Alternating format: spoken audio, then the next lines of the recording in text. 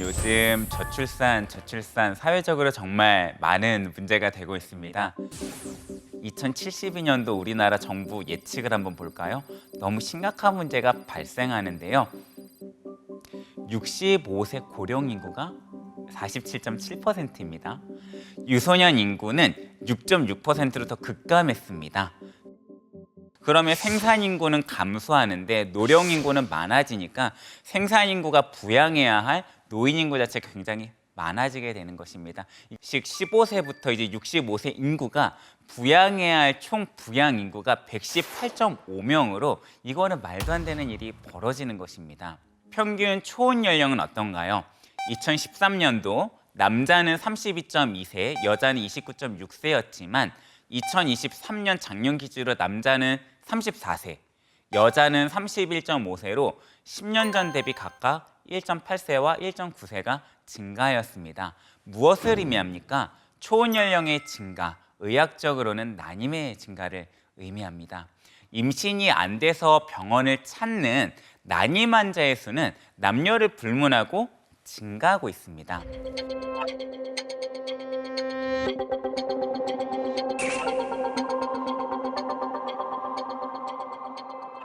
제가 난임에 대한 오해와 잘못된 지식들을 이 시간 조금 잡아드리려고 합니다. 첫 번째, 생각보다 난임 인구가 굉장히 많습니다.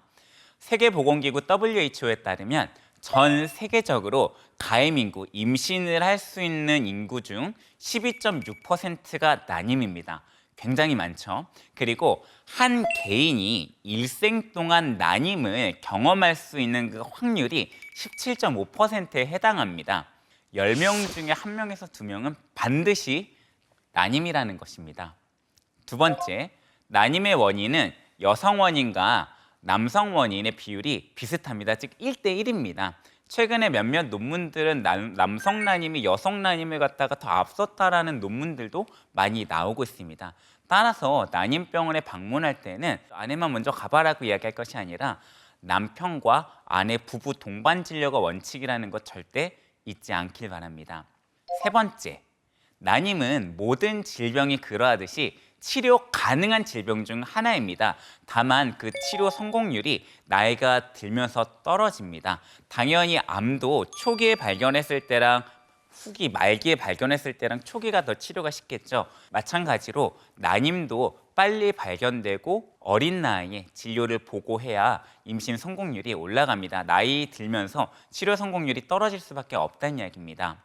그리고 첫 번째 아이를 잘 낳았다 하더라도 나이가 더 든 지금 둘째를 가지기 어려울 수 있겠죠. 왜냐하면 노화가 진행되었잖아요.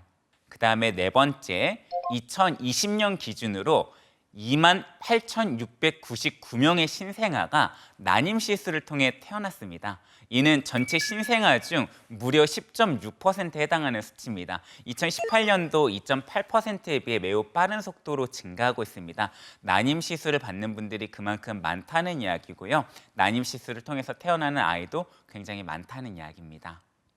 다섯 번째, 아직 부족한 부분이 분명히 많이 있기는 하지만 난임 치료에 대한 정부 및 지자체의 지원이 굉장히 많이 확대되고 있는 추세입니다. 따라서 진료비가 너무 부담이 된다라고 한다면 보건소나 아니면 가까운 난임센터에 문의를 하시면 굉장히 구체적으로 정보를 제공할 거고 상당히 많은 부분에 대해서 지원을 받으실 수 있을 것입니다. 그러면 난임 시술에 대해서 간단히 한번 설명을 드려보도록 할게요.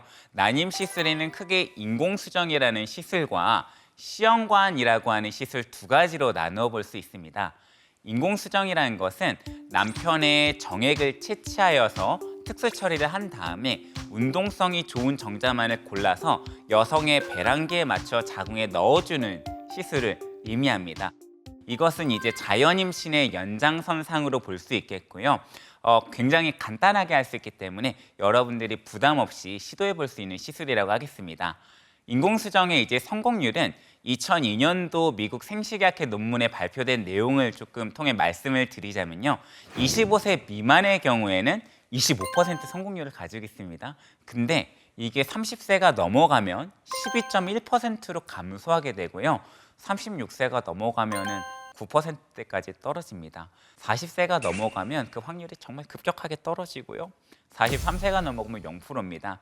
드라마틱한 건 이제 제가 설명드릴 시험관 시술인데요. 시험관 시술은 과배란이라는 과정을 거치게 됩니다. 그럼 이제 여성이 이제 혼자 주사를 맞든 아니면 약을 먹든 하면서 여러 개의 난포를 기르게 되고요. 그 기른 난포를 수면 마취한 다음에 바늘로 슉슉 찔러가지고 난자를 채취하게 됩니다.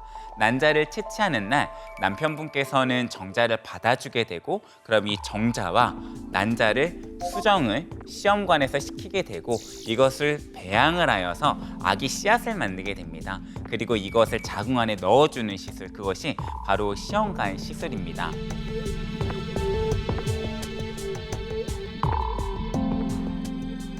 2021년도 미국에서 발표된 한 논문의 데이터를 인용해 보면 시험관 성공률은 35세 미만에서 44.6%, 거의 50%까지 육박하지만 그 이후로는 빠르게 감소합니다. 42세 이후에는요 2.9%까지 감소하게 됩니다. 왜 이렇게 나이가 들수록 성공률이 자꾸 떨어지는 걸까요? 결혼도 늦게 하는데 참 속상한 내용이잖아요. 이것은 바로 난소, 난자의 노화에 기인합니다. 무슨 이야기냐면 내 난자를 생성하는 난소가 노화가 되면 이 난자가 배란된 이 난자의 퀄리티가 떨어질 수밖에 없다는 이야기죠. 그런 그 난자와 정자가 수정이 되면은 좀 속상한 이야기긴 하지만 우리가 임신을 하면 기형아 검사를 하게 되잖아요. 이 배아가 기형아의 확률이 굉장히 많이 높아지게 됩니다. 42세 이상에서는 거의 내 배아가 기형아의 확률이 80%가 넘어가기 때문에 시험관 성공률이 떨어질 수밖에 없게 되죠.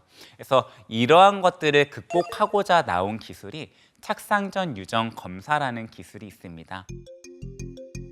이것은 시험관 시술을 통해서 좋은 배아를 만들게 되고 이 배아가 뭐 다운 증후군, 뭐 에드워드 증후군 등등의 기형 염색체를 가지고 있지는 않은지 또는 유산이 될 문제를 가지고 있지 않은지 검사할 수 있는 기술입니다.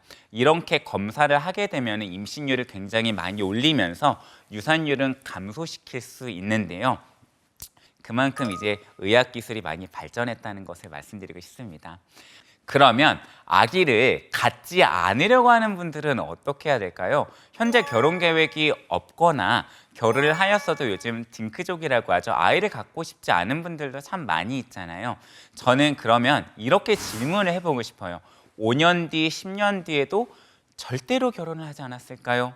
또는 5년 뒤, 10년 뒤에도 아기를 절대로 갖고 싶지 않을까요? 그럼 거기에 무조건 예스라고 하실 수 있는 분들은 사실 없을 겁니다. 생각보다 우리가 어린 나이에 난자를 동결을 해놓으면 그 임신율 그대로 가져갈 수 있습니다. 만약에 내가 32살에 난자를 동결했다 그러면 내가 42살에 결혼했다 하더라도 이 32살에 얼려놓은 난자를 해동하면 임신 성공률이 32세와 똑같지는 않지만 32세와 유사한 임신 성공률을 시험관 시술을 통해 가질 수 있습니다. 물론 난자 동결 비용이 굉장히 비싸기 때문에 주저할 수 있지만 이번에 참 감사하게도 정책 발표된 걸 보니까 11월 정도부터는 난자 동결에 대해서도 정부에서 일정 수준 지원을 해주는 것 같더라고요. 남성의 경우에도 항암 치료를 앞두고 있는 분들이라면 이런 치료를 받은 후에 무정자증에 빠질 수 있기 때문에 그런 치료를 앞두고 있다 한다면 정자를 동결함으로 가임력 보존을 하는 것이 가능합니다.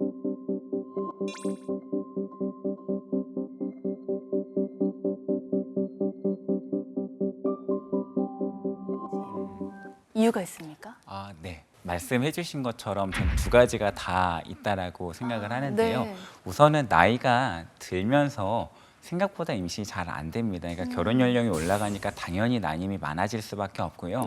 네. 요즘 정액 검사 결과들을 보면 10년 전이랑 지금이랑 비교를 했을 때 정액 검사 상태가 굉장히 많이 나빠진 것을 볼 수 있습니다. 그래서 이런 환경적인 오염이라든지 네. 아니면 현대인들의 생활 습관 이런 것들이 분명히 큰 영향을 끼치고 있다고 생각을 하고 있습니다. 네.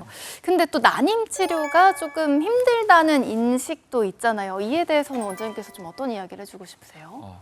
저는 전적으로 동의합니다. 난임 치료가 어렵죠. 그래서 저는 뭐가 필요하다고 생각하냐면 전반적인 사회에서 인식의 개선이 필요하다 생각하고 의료진은 환자분들에게 너무 객관적으로 다가서기보다는 환자의 감정까지 만져줄 수 있는 그리고 난임 문제는 절대 여성의 전유물이 아니거든요. 그래서 남녀가 같이 부부가 함께 참여하고 남편 아내를 충분히 격려해주고 아내도 남편을 격려해주는 그런 관계라든지 그런 것들이 조금 선행이 되고 뒷받침이 된다 그러면은 네.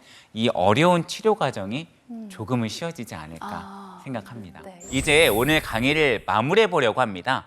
저출산은 대한민국이 마주하고 있는 가장 큰 사회 문제 중 하나입니다. 결혼 인구는 감소하고 있고요. 정작 결혼하고 있는 분들의 연령은 올라가고 있습니다. 아이를 낳으려고 하는 인구는 감소하면서 아이를 낳고자 하는 분들의 연령이 올라간다는 이야기죠. 난임이라는 문제가 당연히 증가할 수밖에 없습니다. 이런 분들에 대해 올바른 인식의 개선 그리고 적극적인 치료, 국가의 적극적인 지원이 필요하다고 생각합니다. 이상 강의를 마치겠습니다. 감사합니다.